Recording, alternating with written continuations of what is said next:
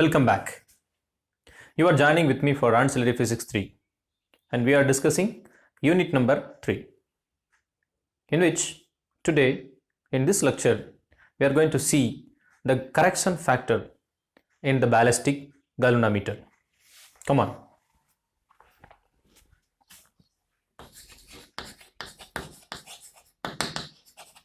Correction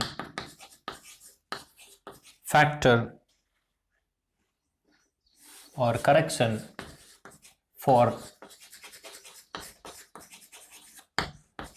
damping in ballistic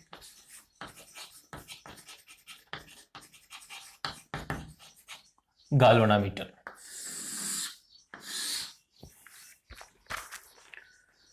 Right? In ballistic galvanometer, when we apply an electric current for a momentary time, what happens? It creates a twist, a sudden twist on the rectangular coil which is placed inside the permanent magnetic field. What we assumed in the previous lecture is the current is passed through the wire and it crossed the wire of rectangular region even before this rectangular coil starts to react for the current flowing into it when it is present in the magnetic field. That is, there will be a twist created even before the twist is started. This current will pass through. It's a momentary time, and we assume that the kinetic energy imparted because of this current passing through it will completely used to twist the torsional wire in which this rectangular wire is hanged. Rectangular current carrying wire is hanged on a torsional wire which is tied at one end in stiff way, another end it is with a spring. We assume that this kinetic energy is completely imparted, the kinetic energy imparted by the coil is completely used for twisting the wire. But these are not happen practically. First thing is, there is an induced EMF created because of the twist of the rectangular coil. That induced EMF will oppose this momentary rotation of the rectangular coil.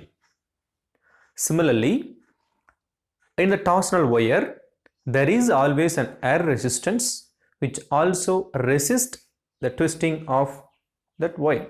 So these are the two things which prevents this rectangular coil to throw for a maximum distance, so that when we apply light to the mirror present behind the rectangular present in that galvanometer, ballistic galvanometer, that will create, if you apply a spot of a light, that will create a throw. The throw is not an actual throw. This throw is less than that of the original throw, so that there may be a decrement in the throw. There may be a decrement in the actually observed throw, so that we need to make a correction factor in order to fit that decrement. That is what we are going to see now. So what are the two factors that will create damping? One thing is induced EMF due to the flow of current.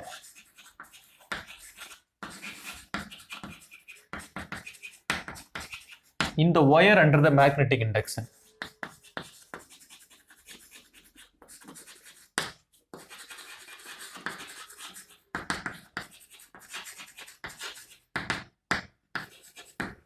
So this is one factor which will create damping in the original throw. And second factor, all the kinetic energy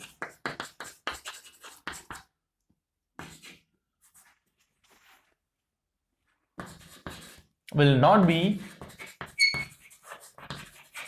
converted into twist in the torsional wire. Why?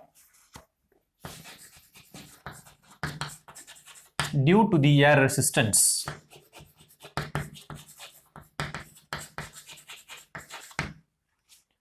Due to the air resistance. Because of this, there exists a finite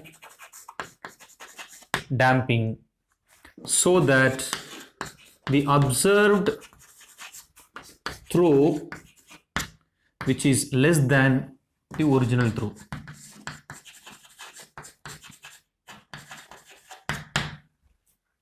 So that we have calculated a formula for charge in the ballistic galvanometer, which is T pi 2 pi C by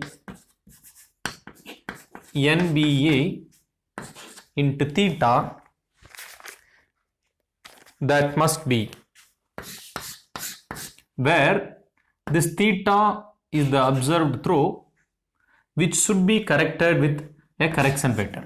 In this, there is a requirement for correction vector. Why?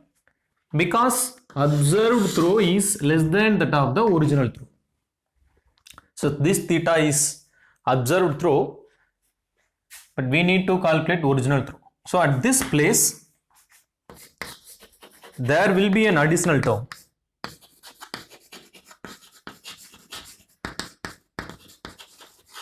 There will be an additional term in the place of theta. There will be an additional term in the place of theta. That is what we are going to deduce. For this purpose, let theta 1, theta 2, theta 3 and so on, theta n be the maximum deflections, right? Are the successive maximum deflections in left and right. Maximum deflections in left and right side from 0. Assume like that. That is, in the scale, this is the transparent scale, so that the spot of a light will pass through it and it reflected back from the mirror. So assume that this is 0. Then there will be the deflection, maximum throw. So once a throw is created, what will happen? In ballistic galvanometer, we would have a back and fro movement. There is an oscillation, right? So this is theta 1 from the right maximum, theta 2 left maximum, theta 3 again second right, theta 4 second left, theta 5, theta 6 and so on. In that way it will be going. Assume like that. So that now it is found that theta 1 by theta 2, which is equal to theta 2 by theta 3, which is equal to theta 3 by theta 4, which is equal to and so on, that is equal to D, right? That is, if you take the ratio of the first maxima on the right side to the first maxima on the left side, right? Between these two, if you take theta 1 by theta 2, that is equal to, if you take the ratio between this second maxima on the right hand side to the second maxima on the left hand side, that is,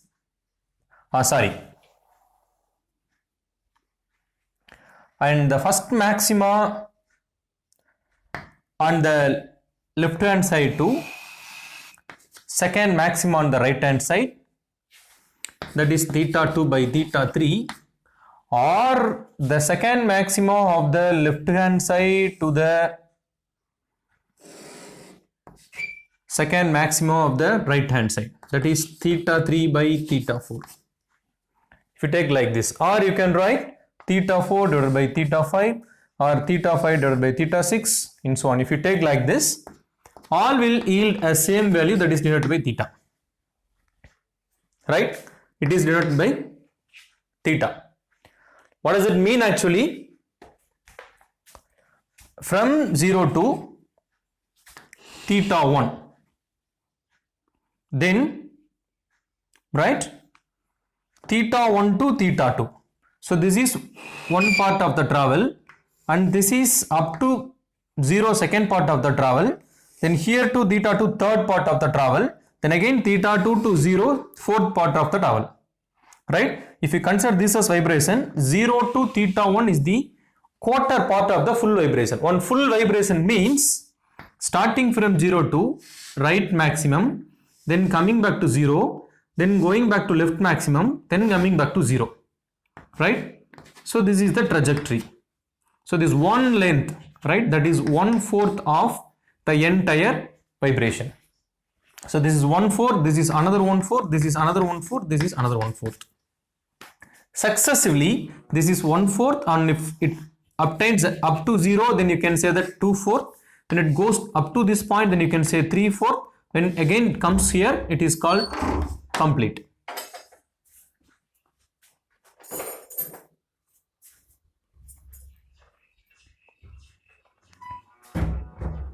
So in that way, now theta 1 by theta 2, that is half of the vibration. Similarly, theta 2 to theta 3, that is another half of the vibration. So that if you take a half of the vibration, then for that value, that is if you take theta 1 by theta 2, theta 2 by theta 3 and so on, it becomes d. It yield, all the ratio will yield the same value, which we denoted as d, that is called decrement per half vibration. So this d is called, this t is called decrement per half vibration. Decrement for half vibration. And let this d, which is equal to e power lambda, then you can take lambda, which is equal to log e of d, which is called logarithmic decrement.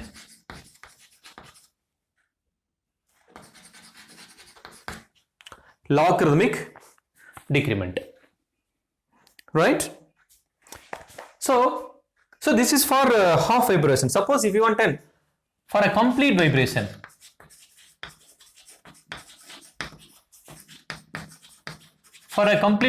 how would you write the ratio? Complete vibrations means you have to start from theta 1 to theta 2, theta 2 to then again theta 3. So the theta 1 by theta 3, starting from here, coming back, then again back to Babylon. But once starting from theta 1, you are reaching theta 2, then you won't again obtain theta 1 again. Rather, you will go up to only theta 3 because of damping. So that for complete vibration, we can write equation as theta, the ratio is theta 1 by theta 3. So this you can rewrite as theta 1 by theta 2 multiplied by theta 2 by theta 3. But we know theta 1 by theta 2 is d, theta 2 by theta 3 is also d, so that this becomes d square, but d is equal to e power lambda, so that d square equal to e power lambda into e power lambda, that is e power lambda plus lambda, which is equal to e power 2 lambda, right? So that this is the decrement factor for the complete vibration. So decrement factor for the complete vibration is d which is equal to e power 2 lambda. Okay, but assume that there is a theta. There is a theta which is the true first throw. Let theta be the true first throw. What do you mean by the true first throw? That is the actual throw without damping. If this is the actual throw without damping, means what it would be? This theta will be greater than theta 1, right? This theta will be greater than this theta 1 because theta 1 is obtained in the presence of the damping occurred because of the two factors that we have mentioned in the beginning. So theta is greater than theta 1. Fine.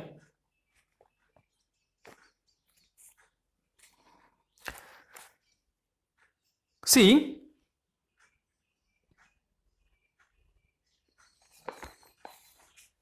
here from 0 to theta 1, from 0 to theta 1, it is the length for the quarter vibration, right? We have obtained a decrement for half vibration, that is d, which is equal to e power lambda. But here it is quarter vibration, right? For this quarter vibration, for theta 1, if you moving from 0 to theta 1, then that is nothing but quarter vibration. For that you can write d which is equal to e power lambda by 2, that is half of the half vibration. Half vibration could for half vibration d is equal to e power lambda, so that for quarter vibration d becomes e power lambda by 2. Now therefore if you write theta by theta 1, that is equal to e power lambda by 2. But you know, e power x, for that you can write the formula 1 plus x by 1 factorial plus x squared by 2 factorial plus and so on. This is the expansion. If you apply this, in the place of x you put lambda by 2. So here you can put lambda by 2, here you can put lambda square by 4, right? In that way. And you skip the higher order terms, you consider only these terms. So that you can write theta by theta 1 which is equal to e power 1 plus lambda by 2. So that you can write theta is equal to 1 plus lambda by 2 into theta 1.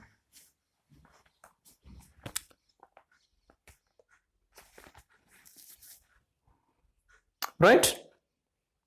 So that this is the term. You have to add extra in the place of theta, that is the correction term. So that this q becomes t by 2 pi c by nba multiplied by 1 plus lambda by 2 into theta 1. So this is the charge, original charge. This is the actual charge that is passing through the ballistic galvanometer when the current is passed through a momentary time. But we need to calculate the value of lambda. If you want to calculate the value of lambda, you have to count for 11 throws. Okay, you have to calculate for 11 throws. Then you have to take the ratio, that is theta 1 by theta 11. How would you do that?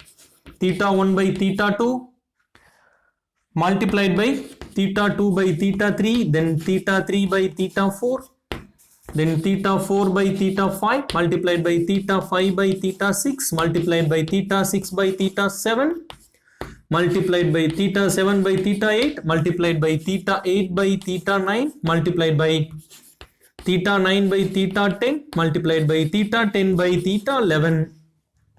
So that is equal to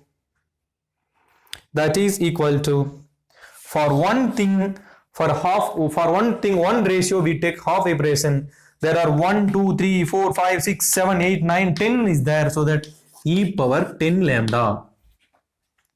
So there is an e power 10 lambda. In this case, if you take the logarithmic decrement, you can write lambda is equal to 1 by 10 log to the power e theta 1 by theta 11. If you convert this is into log base 10, then you have to multiply this with 2 power 3026 divided by 10 log base 10 theta 1 by theta 11. This is lambda. So this is the expression for lambda. Okay, so in that way you can calculate the value of theta and value of the correction factor in the value of lambda and the expression for the damping term, damping correction term actually, not damping term. So this is how we can obtain, right? So let me recollect what we have done once again. Actually, in ballistic galvanometer, the throw which we are obtaining is not a true throw, and because due to the induced EMF, it is because of the flow of current in the wire under the magnetic induction, and all the kinetic energy will not be converted into twist in the torsional wire because due to the air resistance. These are the two factors which will not allow the original throw in the ballistic galvanometer, so that the throw that we have obtained in this equation is not the original throw. Original throw is little bit greater than this throw. This is the observed throw. So we need to create a correction factor. For that, let theta 1, theta 2, theta 3 and theta n will be the successive maximum deflections in the right and left direction from 0. That is, this is 0, this is theta 1, theta 2, theta 3, theta 4, theta 5, theta 6 and so on. Now, if you take the ratio between the half vibration, which means theta 1 by theta 2 or theta 2 by theta 3 or theta 3 by theta 4 and so on, that is the half of the vibration. If you take all the ratios of the half the vibrations of all cases, that will lead to a constant which we have denoted as D. So that is called decrement per half vibration. If that decrement value, if we define that e power lambda, then lambda becomes log e multiplied by t, which is called logarithmic decrement. This is for half vibration. If we write that for complete vibration, we have to take theta 1 by theta 3, that is from here to here half vibration, from here to here full vibration. But full vibration we will not again obtain the starting point. There is a decrement always, there is a damping always, so that we will start from theta 1 and we will end up with only theta 3. So that we have to write theta 1 by theta 3. That is nothing but the product of the two half vibrations. First half vibration is theta 1 by theta 2. Second half vibration is theta 2 by theta 3. For each half vibration you have to put d. D into d, it is d square. For d you can put e power lambda. D square is e power lambda multiplied by e power lambda, which is equal to e power 2 lambda. This is for full vibration. Now, let theta be the true throw. If it is a true throw, that will be greater than that of theta 1. So that we have denoted it here, a little bit greater than theta. But from 0 to theta 1, it is quarter vibration. If you write d for quarter vibration, you can write e power lambda by 2. Why? Because d for half vibration is e power lambda. If you want half of the half vibration, that is quarter vibration, then you can write e power lambda by 2. If you take theta by theta 1, that is nothing but e power lambda by 2. You can rewrite this for, you apply the series expansion, power series expansion or exponential e power x. So for e power x you can write 1 plus x by 1 factorial, x squared by 2 factorial plus and so on. So that e power lambda by 2, accordingly you can write 1 plus lambda by 2 by 1 factorial plus lambda square by 4 by 2 factorial plus and so on. We consider only the higher order terms. We have considered only the higher order terms, so that we restrict with only two terms, so that theta 1 by theta 2, which is equal to 1 by lambda by 2, 1 plus lambda by 2, or theta equal to 1 plus lambda by 2 multiplied by theta 1. Right? So you substitute this term 1 plus lambda by 2 multiplied by theta 1 in the place of theta in this equation. That will give you the true value for the charge, which is t by 2 pi c by nba multiplied by 1 plus lambda by 2 multiplied by theta 1.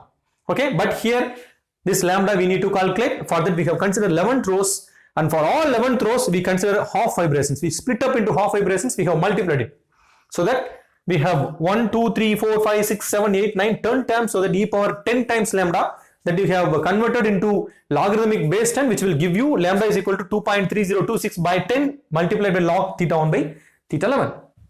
So this is the damping correction that we need to apply. Fine. So with this, the concept of correction for damping in ballistic galvanometer, we can restrict with this. An example calculation for an ballistic galvanometer. There is a small problem. A condenser charged to 2 volts is discharged through a ballistic galvanometer when the corrected throw is 9.6 centimeters and the current sensitivity is 2.2 into 10 power minus 8 ampere per centimeter and period 12 seconds. Find the capacity of the condenser. So what is given? The capacitor is charged to 2 volts. So the potential difference in the capacitor is 2 volt. And this charge is passed through a galvanometer. And the corrected through is 9.6 centimeter. Theta is equal to 9.6 centimeters. Current sensitivity SC, which is equal to 2.2 into 10 power minus 8 ampere per centimeter, and T, that is equal to 12 seconds. What is asked? What is the capacitance? That is asked. And we know the formula. So solution is, we know the formula, that is charge which is equal to product of capacitor into V. What is asked? Capacitance is asked, so that C equal to Q by V. And what is the formula for Q in ballistic galvanometer? Q equal to T pi 2 pi C pi NBA multiplied by theta. Right? Now, if capacitor is discharged through galvanometer, then there is a steady state current will be flowing. Okay, if there is a steady state current I, that is flows in the galvanometer, that will produce steady deflection.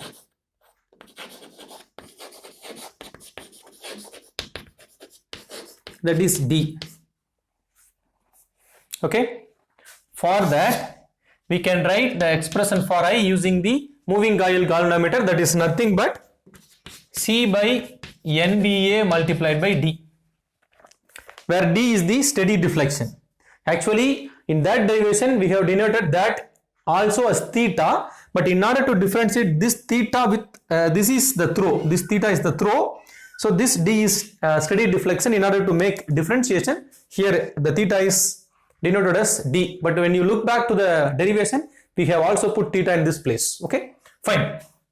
Now if you write I by D, that is nothing but C by NBA. Okay, so this I by D is nothing but current sensitivity. Fine. Now we can replace this C by NBA with, okay, C by D, so that T pi 2 pi multiplied by I by D into D. Fine. Now here we can substitute T, I by D, D, all these values, we will get Q. What is that?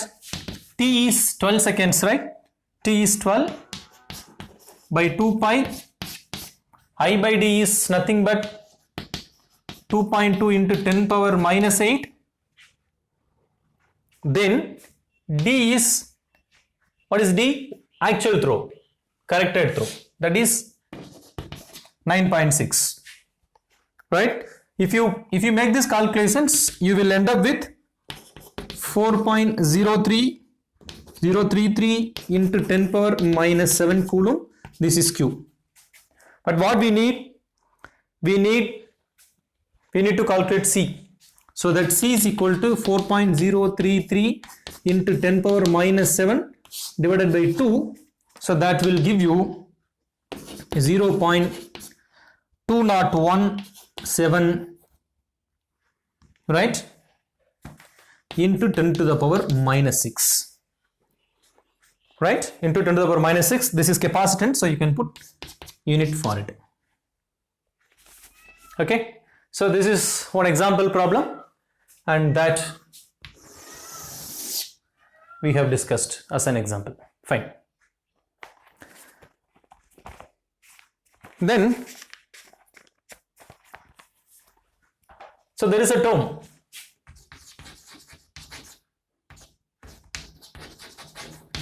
deadbeat and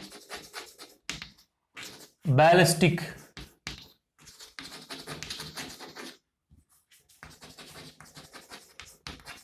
galvanometers. So what is deadbeat galvanometer and what is a ballistic galvanometer? That we have discussed in the next video. Until then, be safe. Thanks for watching. Bye.